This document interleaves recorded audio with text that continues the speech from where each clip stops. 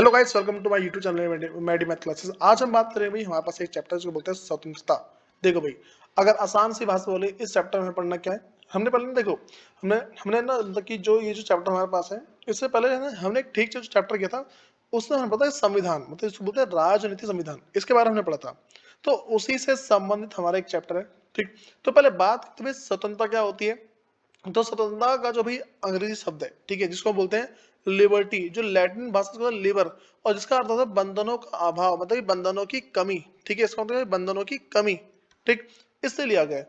तो स्वतंत्रता का मतलब है बंधनों की कमी होती है। ये तुम्हारा एमसीक्यू पूछेगा, अगर तुम्हारे से क्वेश्चन आए ना तो बोलेगा भाई कि बंधनों की वो मतलब कि जो बंधनों का अभाव है, इसका मतलब क्या होता है। ठीक है, तो उसको बोलेंगे स्वतंत्रता होता है। फिर अगली बात करते हैं भाई समानता। स्वतंत्रता को प्रतिबंधों तथा सीमाओं के अभाव के रूप में माना जाता है। भाई स्वतंत्रता का जो स्वतंत्रता है, इसका मतलब बोला है प्रतिबंधों और सीमाओं का अभाव। अभाव का मतलब भाई कमी। ठीक है, कोई भी प्रतिबंध ना हो, कोई रोक टोक ना हो। ठीक है, तो मतलब कोई रोक टोक या फिर मान लो कि कोई किसी काम के लिए रोका ना जाए, उसी को बोलते हैं मतलब कि उसी को बोल रहा है स्वतंत्रता।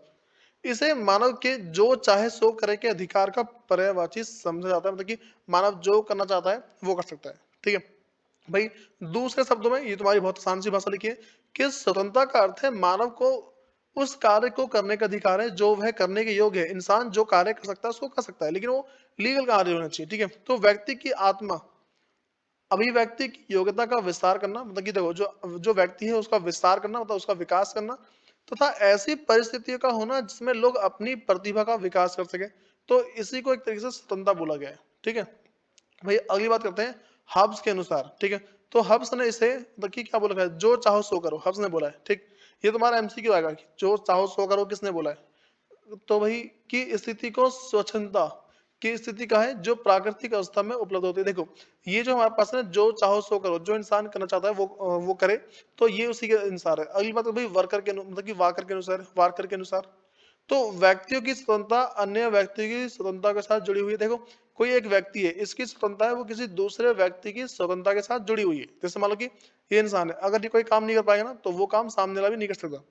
लेकिन कभी कभार ऐसा होता है, देखो जैसे मैं तुमसे ऐसा बोल दूं भाई कि ये इंसान है, ये पुलिस वाला है, ये फिर मान लो ये जज है, जज ने ऑर्डर दे दिया कि भाई इसको इसको फांसी पे चढ़ाओ, तो चढ़ा देगा, लेकिन ये काम ये नहीं कर सकता। तो देखो आसान सी बात बोले कि कभी कभार ऐसा होता है जो चीज एक के लिए स्वतंत्रता है वो दूसरे के स्वतंत्रता नहीं होती। मान लो कि भाई एक इंसान है वो चाहता है मैं खुले में बंदूक चलाऊं। ठीक, एक कोई इंसान है वो चाहता है खुले में बंदूक चलाऊं।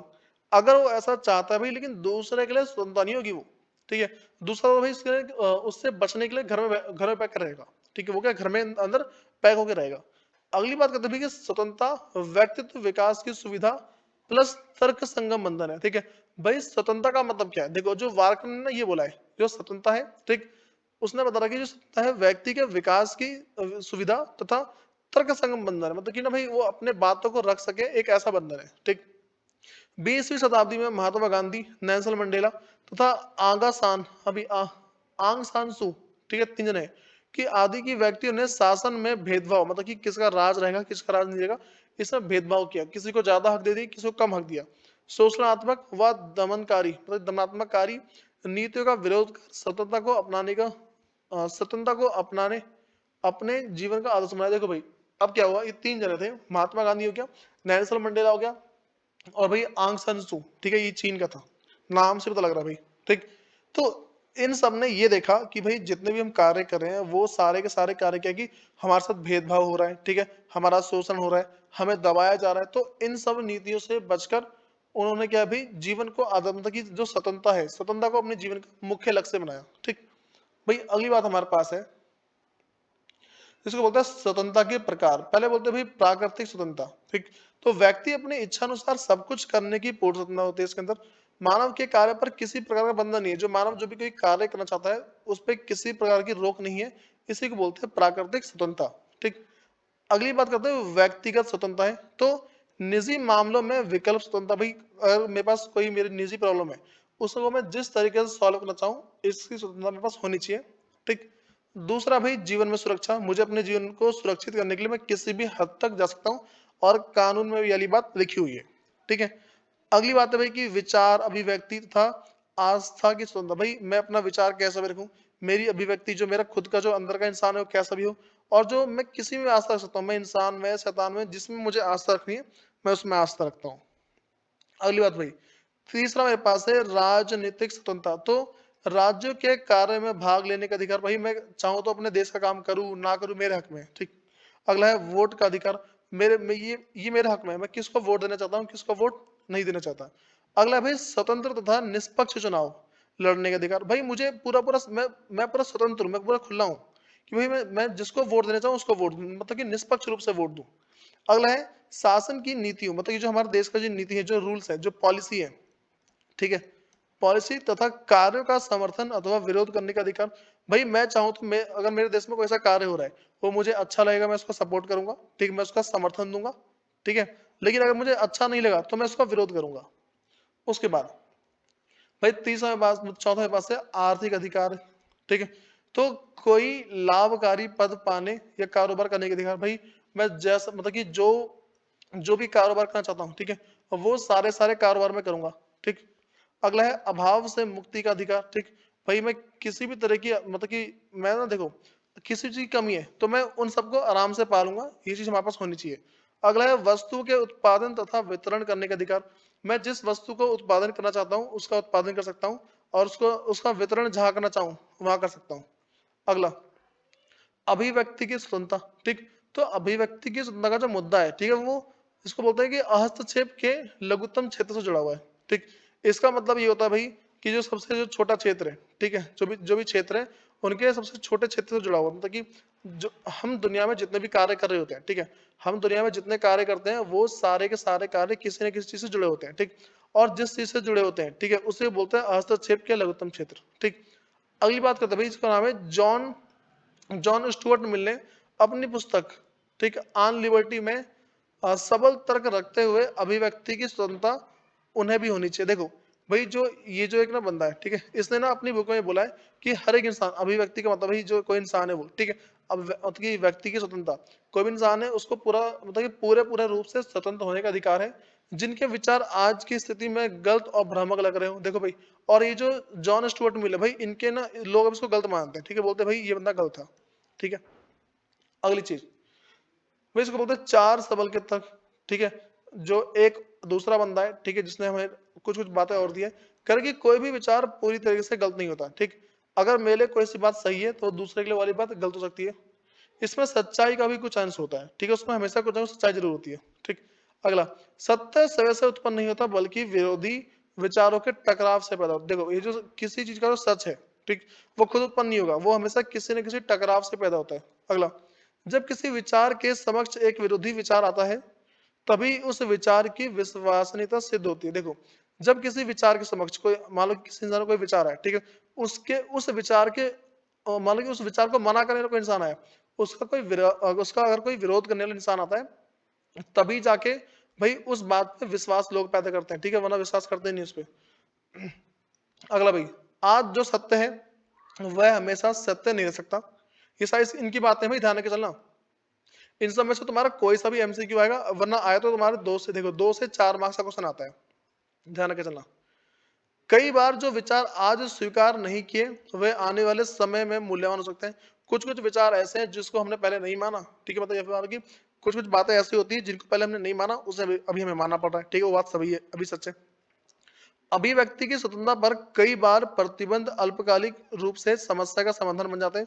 कभी कभार ऐसा होता है भाई कि अगर किसी इंसान को स्वतंत्रता ना दो या फिर ज्यादा स्वतंत्रता दे दो तो वो क्या है, किसी समस्या का समाधान कर, मतलब कोई समस्या है उसका समाधान कर देता है वो। उसके बाद भाई जैसे मैं तुम्हें इसका एग्जांपल दे रहा हूँ, देखो अगर जब कोविड-19 था, अगर उसको हर एक उस टाइम हर एक इंसान को स्वतंत्रता देते तो हमारा आधा देश पक्का बर्बाद हो जाता, ठीक है, इसलिए उस टाइम क्या स्वतंत्रता छीन ली गई। दूसरा भाई तत्कालिक मांग को पूरा कर देते हैं लेकिन समाज में स्वतंत्र के दूरगामी संभावना की दृष्टि से ये बहुत खतरनाक है। देखो कभी कभार ऐसा होता है, अगर हम उन्हीं मांग को, अगर लोग जो कहते हैं भाई हमें खुला छोड़ दो हम अपने हिसाब से करेंगे, अगर हम उस टाइम मान लेते, ठीक, तो उस टाइम क्या होता भाई, जो ये पूरा देश है वो सारा सारा क्या बर्बाद हो जाता। अगली बात, स्वतंत्रता के दो आए भाई, मतलब कि अगर हम स्वतंत्रता किसी इंसान को देते हैं तो उसके दो रिजल्ट आते हैं, एक तो नकारात्मक, सकारात्मक। मैं इसका मतलब है मतलब कि बेकार, ठीक है, जो बुरे प्रभाव है वो। अगला भाई जो अच्छे प्रभाव है वो। तो अच्छे और बुरे दो प्रभाव है हमारे पास स्वतंत्रता के।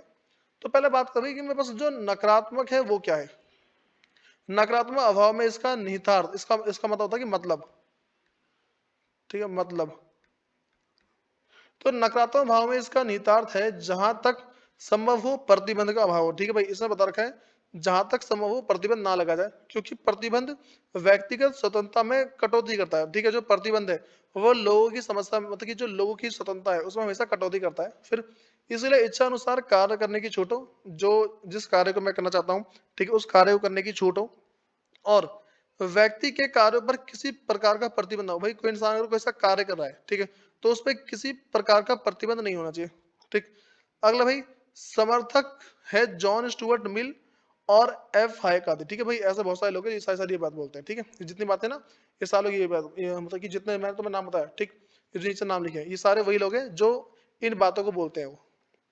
अगली बात हुई सकारात्मक की बात करते हैं, तो नियमों व कानून के अंतर्गत ऐसी व्यवस्था जिसमें मनुष्य अपना विकास कर सके। देखो सकारात्मक स्वतंत्रता क्या होती है भाई, हमें सिर्फ इतनी ही छूट दी जाए जिनसे मनुष्य के अपना विकास कर सके। ठीक। दूसरा, यदि राज्य सार्वजनिक कल्याण का लक्ष्य प्राप्त करना चाहता है तो प्रतिबंध अनिवार्य है। अगर भाई कोई सा राज्य है वो चाहता है पूरे समाज का कल्याण हो, तो प्रतिबंध लगाना काफी जरूरी हो जाता है। ठीक। अगला, मानव समाज में आता है उसके कार्य अन्य लोगों की स्वतंत्रता को प्रभावित करते हैं। एक कोई सा इंसान अगर कुछ काम करेगा वो किसी दूसरे को प्रभावित जरूर करेगा। ठीक है। अगला भाई, इसलिए इसका जीवन बंधनों द्वारा विनिमय होना चाहिए। देखो हमेशा ऐसा हो कि अगर कोई इंसान कार्य कराए तो उसके कार्य पर नजर रखी जाए। अगला है तर्कयुक्त बंधनों की उपस्थिति। देखो भाई हमेशा ऐसा है कि जब भी अगर कोई से बंधन बन रहे हैं उसके पीछे कोई ना कोई बात जरूर होती है, वो बात हमेशा होनी चाहिए। ठीक। और इसके समर्थक कौन है भाई, इसको बोलते हैं T.H. ग्रीन व प्रोफेसर इसको बोलते हैं इसाहे बर्लिन। ठीक, ये जाने। अगली बात तो भाई जो हमारे पास है प्रतिबंध के स्रोत, प्रतिबंध आते कहां से। पहला, बलपूर्वक व कानून के माध्यम से, कानून के माध्यम से बहुत लगाते हैं। अगला, प्रभुत्व और बाहरी नियंत्रण। देखो किसी का दबदबा चलता हो या कोई बाहर से हमें नियंत्रण कर रहा हो। अगला, कल्याणकारी राज्य, अगर कोई ऐसा ऐसा राज्य है जो अपने देश का कल्याण करना चाहता हो वो प्रतिबंध लगा सकता है। आर्थिक असमानताकरण, आर्थिक ना आर्थिक है, ठीक है, ये तुम्हारा आर्थिक है। आर्थिक असमानताकरण, हमेशा जो अमीर लोग हैं, ठीक है, जो अमीर है वो हमेशा चाहे तो भाई गरीब पे अपना नियंत्रण जमा सकता है। ठीक। अगला, सामाजिक असमानताकरण, भाई समाज में असमानता फैली हुई है इस कारण भी प्रतिबंध मतलब कि आते हैं। भाई अगली बात करते हैं प्रतिबंध की आवश्यकता क्या है। तो सीमित साधनों के उचित बंटवारे के लिए, जो हमारे पास संसाधन है, ठीक, उसको जिसको जरूरत है सिर्फ उसी को दिया जाए, ये नहीं कि भाई जिसके पास है उसी को देते जा रहे हो। अगला, टकराव की स्थिति को रोकने के लिए, भाई जहां टकराव हो रहा है उस स्थिति को रोके। अगला, सार्वजनिक कल्याण के लक्ष्य हेतु, भाई समाज के भले के लिए। दूसरा, व्यक्ति के अधिकार की पूर्ति हेतु, भाई कोई दूसरा व्यक्ति है उसका जो अधिकार है उसको उसके अधिकार मिले, इसलिए भी प्रतिबंध किया सकता है। अगला, मुक्त समाज में अपने विचार बनाए रखने व जी जीने के अपने तरीके विकसित करने के लिए। देखो भाई प्रतिबंध की आवश्यकता क्यों है, ये जो हमारा मुक्त समाज है, ठीक है, जो लोकतंत्र है उसमें अपने विचार रखने के लिए या फिर बनाए रखने के लिए और अपने तरीके से जीने के लिए, इन सब चीज के लिए भाई प्रतिबंध की आवश्यकता है। अगली बात करते हैं उदारवादी। ठीक है, बनाम बना का मतलब वर्सेस मार्क्सवादी। भाई इन दोनों का मतलब क्या है, पहले बात करते हैं उदारवादी क्या होता है। तो उदारवादी, ऐतिहासिक रूप से उदारवाद ने मुक्त बाजार और अन्य, हाँ भाई, और राज्य की न्यूनतम का पक्ष लिया है। उदारवादी लोग भाई वो हो जाते हैं जो एक तरीके से मान लो कि किसी एक बात को लेकर चल रहे होते हैं, ठीक है, कि किसी एक चीज का पक्ष लेते हैं। ठीक। हालांकि अब वे कल्याणकारी राज्य की भूमिका को स्वीकार करते हैं। भाई अब ये जो लोग हैं अब एक बात को लेकर चलते हैं, वो पूरे पूरे राज्य को लेकर चलते हैं और मानते हैं कि सामाजिक और आर्थिक असमानता को कम करने वाले उपाय जरूरी है। और भाई ये अब सिर्फ एक बात को लेकर नहीं चलते, अब ये मानते हैं कि भाई समाज में जो असमानता है उसको कम करने की आवश्यकता तो है। ठीक, ये उदारवादी बोलते हैं। अगला भाई इसको बोलते हैं सकारात्मक उदारवादी कौन होते हैं। ठीक है, तो हाब्स लॉक तथा लास्की बोलते हैं। ठीक है, लास्की समर्थन करते हैं कि कानून व्यक्तियों की स्वतंत्रता की रक्षा करता है। भाई ये जो लोग हैं, ठीक है, जो सकारात्मक उदारवादी है, ये बोलता है कि जो हाँ भाई कह रहे जो कानून है वो व्यक्ति की स्वतंत्रता की रक्षा करता है। ठीक। सार्वजनिक हित में व्यक्तियों को सर्वोत्तम विकास के अवसर उपलब्ध कराने के लिए उचित प्रतिबंधों का समर्थन। ठीक है, इसमें कह रहा है कि भाई सार्वजनिक हित के लिए, जनता के हित में, ठीक, व्यक्ति को सर्वोत्तम विकास के अवसर उपलब्ध कराने के लिए। देखो भाई जो कानून है वो क्या करता है, जो भी इंसान है फिर जो समाज में जो भी लोग रहते हैं उन सबको एक अच्छी से अच्छी सुविधा या फिर अवसर उपलब्ध कराने के लिए कानून बनाए जाते हैं। भाई अगली बात करते हैं उदारवादी के बारे में कि व्यक्तिगत स्वतंत्रता को समानता जैसे मूल्यों से अधिक वरीयता वरीयता देता है। देखो भाई, जो उदारवादी है वो क्या है कि व्यक्तिगत स्वतंत्रता को समानता जैसे समानता बोलते हैं भाई कि सबको एक समान हक दे, तो स्वतंत्रता को समानता जैसे मूल्यों से अधिक वरीयता देते हैं, मतलब कि ज्यादा इंपॉर्टेंस देते हैं। वे आमतौर पर राजनीतिक सत्ता का भी संदेह की नजर से देखते हैं। देखो भाई, ये जो लोग होते हैं, जो उदारवादी लोग हैं, ये ना भाई किसी को अपना नहीं मानते, बोलते हैं भाई कि सब गलत हो सकते हैं। तो इसीलिए जो राजनीति बोलते हैं भाई, राजनीतिक सत्ता ये सब भी क्या है भाई, गलत गलत है। भाई अगली बात करते हैं, मार्क्सवादी धारणा क्या होती है। तो मार्क्सवादी इसको बोलते हैं समाजवादी। तो सामाजिक जीवन में ढांचे में उपलब्ध आर्थिक स्वतंत्रता को महत्व देते हैं। देखो ये भाई क्या, ये ना पूरे पूरे समाज को एक साथ लेके चलते हैं, ठीक है। जैसे मेरे पास उदारवादी था, ये समाज को लेकर नहीं चलता, ये किसी एक जने को लेकर चलता है, ठीक है, या पैसे को लेकर चलेगा, किसी एक चीज को लेकर चलेगा। लेकिन जो हमारे पास मार्क्सवादी, इसको समाजवादी बोलते हैं, ये क्या है, पूरे समाज को साथ लेकर चलता है। और दूसरी बात, स्वतंत्रता की मार्क्सवादी धारणा सभी लोगों के लिए इसके समान हितों की कामना करती है। जो ये करता क्या भाई, स्वतंत्रता की जो मार्क्सवादी धारणा है, ये सभी लोगों के लिए, जो जितने भी इंसान है, सभी के हित के लिए काम करती है, ठीक है। और वर्गों के बोझ से दबे बुर्जुआ समाज, मतलब कि भाई जो बूढ़े समाज, जो समाज बहुत बेकार हो चुका है, में निहितार्थ विभिन्न वर्गों के लिए भिन्न होते हैं। देखो अब ये वाली बातें बताता है, ये जो मार्क्सवादी है, ये बताता है कि भाई हर एक इंसान के लिए एक चीज क्या अलग अलग होती है, और समाज में सबका भला चाहे, मतलब जो समाज है, ठीक है, उसमें सबको साथ लेकर चलती हो। इसलिए जब जब तक पूंजीवादी व्यवस्था के स्थान पर समाजवादी व्यवस्था नहीं आती, तब तक वास्तविक स्वतंत्रता संभव नहीं है। देखो भाई, पूंजीवादी व्यवस्था का मतलब क्या है, पूंजीवादी व्यवस्था का मतलब होता है ऐसी व्यवस्था जिसमें लोग सिर्फ मनी, ठीक है, जो पैसा है सिर्फ उसके बारे में सोचते हो, ठीक। तो इसलिए बोला है, जब तक पूंजीवादी व्यवस्था से हम समाजवादी पर नहीं आते। समाजवादी क्या होता है, समाजवादी का मतलब है जनता के बारे में सोचना, ठीक है, जो समाज है समाज के बारे में सोचना। तो ये बता रहा है भाई, मार्क्सवादी धारणा ये बोलती है कि हमें पूंजीवाद से समाजवाद की तरफ जाना चाहिए। अगली बात करते हैं भाई, किस स्वतंत्रता संबंधी जे.एस. मिल के विचार, ठीक है भाई, क्या बोलते हैं। पहले बोलते हैं भाई व्यक्तिगत कार्य को लेकर, इसको बोलते हैं कि स्वयं संबंध कार्य, ठीक है, हर एक कार्य खुद होना चाहिए। दूसरा पर संबंध कार्य, ठीक, तो ये दूसरों से जो रिलेटेड हो। अब सुनो भाई, तो स्वयं संबंध कार्य वे कार्य जिनके प्रभाव केवल इन कार्य को करने वाले व्यक्ति पर पड़ते हैं, ठीक है। तो इसे हम क्या बोलते हैं, स्वयं संबंध कार्य बोलते हैं, ठीक। और दूसरा भाई इसमें कह रहे हैं कि प्रसंबंध कार्य वे कार्य जो कर्ता के अलावा बाकी लोगों पर प्रभाव डालते हैं, ठीक है। जो काम कर रहा है उस पर तो प्रभाव पड़ेगा पड़ेगा, और जो दूसरे लोग हैं उन पे भी प्रभाव पड़ता है, ठीक है। अगली बात भाई, बात करते हैं हानि का सिद्धांत क्या है, ठीक। तो भाई परस्पर कार्य मतलब कि ना जो दूसरे को प्रभावित करते हैं, कार्य से किसी दूसरे को हानि हो सकती है, इस कारण से उस पर औचित्यपूर्ण प्रतिबंध लगाया जा सकता है। देखो भाई, कुछ कुछ ऐसे कार्य हैं जिसको हम करते हैं, उससे एक व्यक्ति करता है, उसमें दूसरे पर प्रभाव जरूर पड़ता है, ये तो जाएगा ही जाएगा, साथ में जो दूसरा वाला है वो भी जाएगा, ठीक है। राज्य का किसी व्यक्ति के कार्य व इच्छा के खिलाफ प्रतिबंध लगाने का उद्देश्य किसी अन्य को हानि से बचाना होता है। देखो भाई, हानि का सिद्धांत क्या बोलता है कि भाई देखो, अगर कोई सा भी ऐसा कार्य है जो परसंबंध है, ठीक है, इसका मतलब है कि वो कार्य करेगा तो दूसरे को भी उससे हानि हो सकती है, तो ऐसे कार्य में ना भाई प्रतिबंध लगाने का मतलब कि प्रतिबंध लगा सकते हैं, रोक लगा सकते हैं। हाँ भाई, अगली बात करते हैं स्वतंत्रता की रक्षा के उपाय। भाई स्वतंत्रता कैसे ला सकते हैं, ठीक है, जो स्वतंत्रता है इसकी रक्षा कैसे कर सकते हैं। तो लोकतांत्रिक शासन व्यवस्था, भाई जो हमारे देश में जो शासन की व्यवस्था है, ठीक है, जो कानून की व्यवस्था है उससे लेके, दूसरा मौलिक अधिकारों का प्रावधान, लोगों को उनके मौलिक अधिकार दिए जाए। कानून का शासन, भाई जो कानून उनका शासन चला जाए। अगला न्यायपालिका की स्वतंत्रता, भाई जो न्यायपालिका है उनको स्वतंत्र किया जाए, ठीक। अगला शक्ति का विकेंद्रीकरण, भाई किसी एक जने के पास शक्ति ना हो, एक जने के पास जो शक्ति है उसको सब में बांटा जाए। अगली चीज है शक्तिशाली विरोधी दल। देखो भाई, अब ना हमारे पास है कि एक जो दल होता है, जो पार्टी होती है, आम आदमी party, BJP party, Congress party, तो जो कोई सा एक जो शक्तिशाली दल है जो कुछ कार्य नहीं कर रहा, ठीक, उसको ठीक किया जाए। अगला है आर्थिक असमानता, हमारे देश में जो आर्थिक असमानता फैली उसको ठीक किया जाए। अमीर लोगों पर टैक्स लगाए, जो गरीब लोग हैं उनकी थोड़ी सहायता की जाए। भाई विशेष अधिकार नहीं ना होना, किसी एक इंसान के पास विशेष अधिकार नहीं होने चाहिए। अगर विशेष अधिकार है तो भाई वो क्या करता है, ज्यादा उसका फायदा उठाता है। अगला है जागरूक जनमत, ठीक है भाई, जनता को जागरूक करना चाहिए।